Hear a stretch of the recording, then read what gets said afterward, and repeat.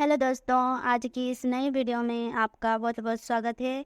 आज मैं आपको सुनाऊंगी पछतावा की एक अनोखी कहानी।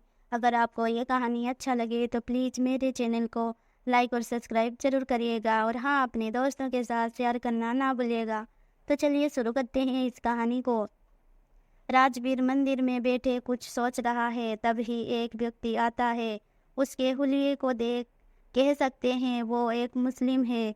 वो मंदिर में आकर पूजा करता है। उसे देख एक ही सवाल दिमाग पर दस्तक देता है, एक मुस्लिम मंदिर में कैसे? वही एक सवाल राजवीर को उसकी सोच से बाहर निकालता है और वो उस शख्स की तरफ देखता ही है कि वो शख्स उस अनपूछे सवालों को भाप लेता है और वही मंदिर की डेल पर राजवीर के पास बैठ जाता है और खुद ही कहता है, मेरा नाम अशफक है, मैं मुस्लिम समाज से हूँ, रोजाना मंदिर आकर पूजा करता हूँ।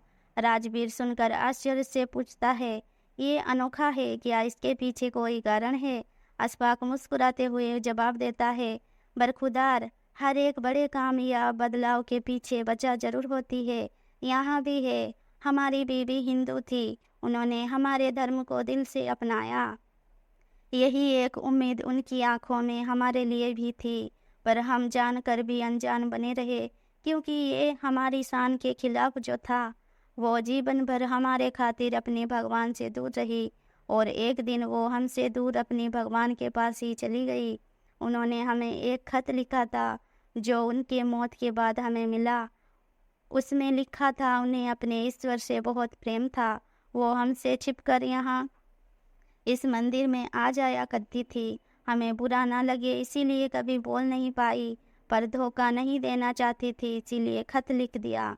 उन्होंने हमारे प्यार के खातिर, हमारे अभिमान के खातिर अपनी इच्छा कभी जाहिर ना की, पर मरते मरते वो हमें सच कह कर गई। तब हमें प्यार की कीमत समझ आई, इसीलिए उनके जाने के बाद ही सही, पर हमने उनकी वो एक इच्छा पूरी की। अशफाक की बात खत्म हो जाती है। दोनों कुछ देर खामोश बैठ जाते हैं।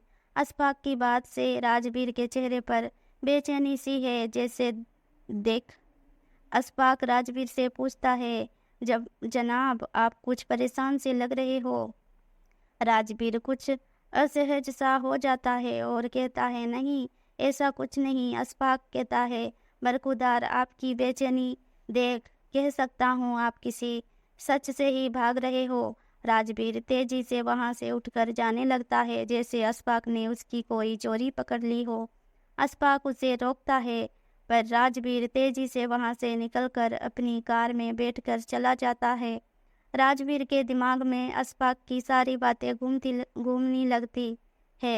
राजवीर को रात भर नींद नहीं आती। सुबह होने ही वो फिर उसी मंदिर में जाकर बैठ जाता है। फिर से उसकी मुलाकात अशफाक से होती है। अशफाक राजवीर के पास आकर बैठ जाता है।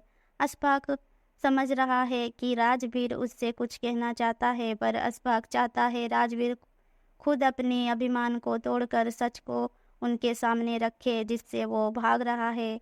पर वही राजवीर चाहता है अशफाक उससे आगे से सवाल करे, पर राजवीर कुछ नहीं बोल पाता। 2-3 दिन तक यही चलता रहता है। आखिरकार एक दिन राजवीर खामोशी तोड़कर बोलता है, असल में मेरी नौकरी में थोड़ी दिक्कत है, बस इसीलिए परेशान हूँ।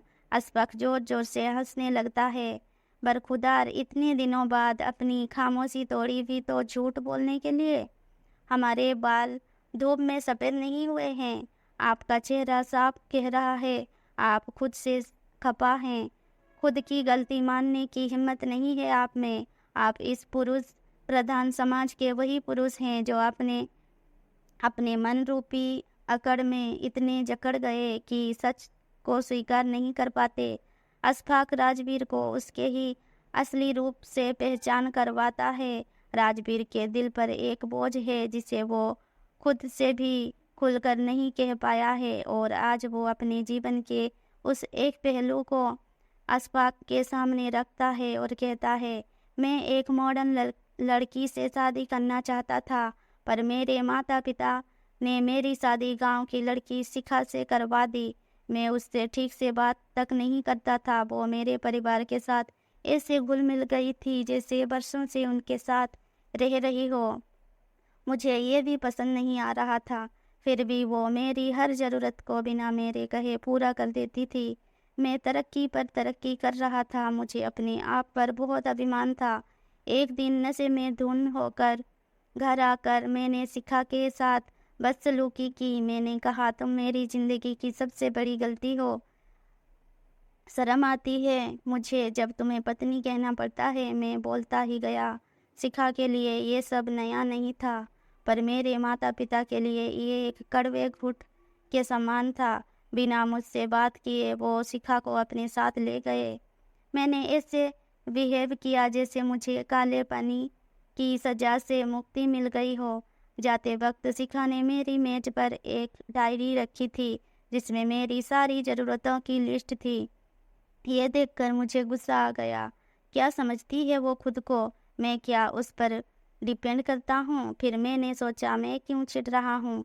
वो तो थी ही गंवार, अब चली गई, मैं आज़ाद हूँ।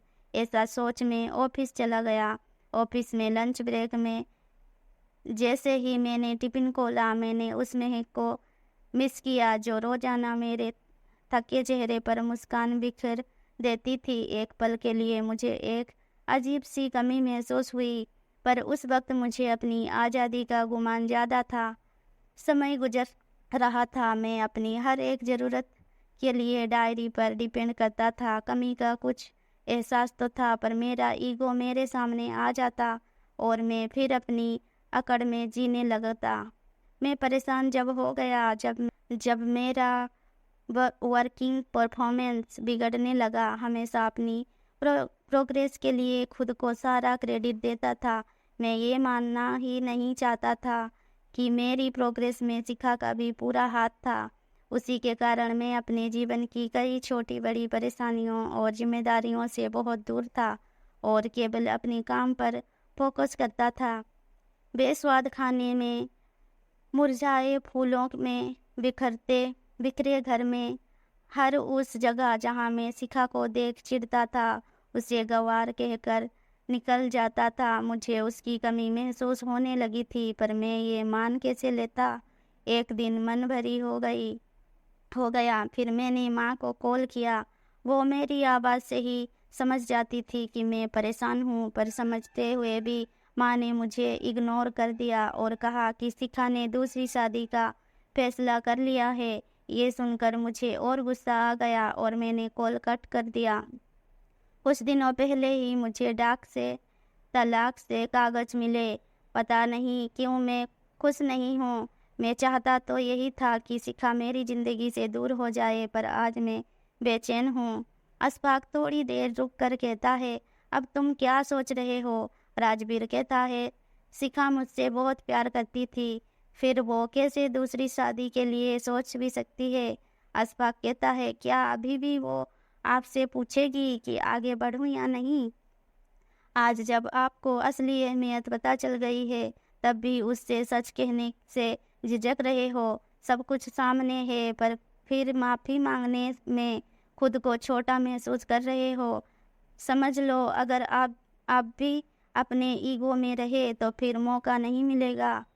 दोस्तों, आदमी का ये ईगो ही उसे ज़िंदगी से हरा देता है। राजवीर सब जानता है, पर उसके अहम के कारण वो शिखा से बात नहीं कह पा रहा है। शायद उसे डर है कि इस बार शिखा उसे ना कह दे। अशफाक राजवीर को झंझोड़ कर कहता है, जब मैं अशफाक होकर मरी हुई बीवी के खातिर मंदिर जा सकता हूँ, तो क्या तुम एक सच स्वीकार नहीं कर सकते? राजवीर को अशफाक की बात दिल पर लग जाती है। वो कॉल तो नहीं, पर शिखा को एक मैसेज करता है।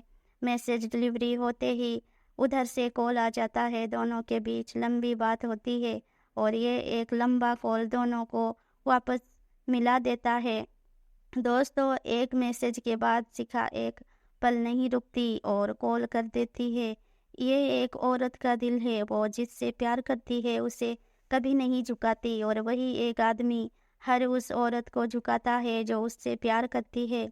वक्त किसी का बंधक नहीं, वक्त रहते काम हो जाए तो वो अमूल्य है, वरना पछताने के अलावा कुछ नहीं रह जाता।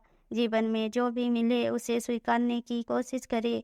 ज़रूरी नहीं हर चीज़ जो आप चाहते हैं वही आपको मिलेगा, लेकिन जो आपको मिला है वो आपकी किस्मत है, जिसे अच्छा बुरा बनाना केवल आपके हाथ में है।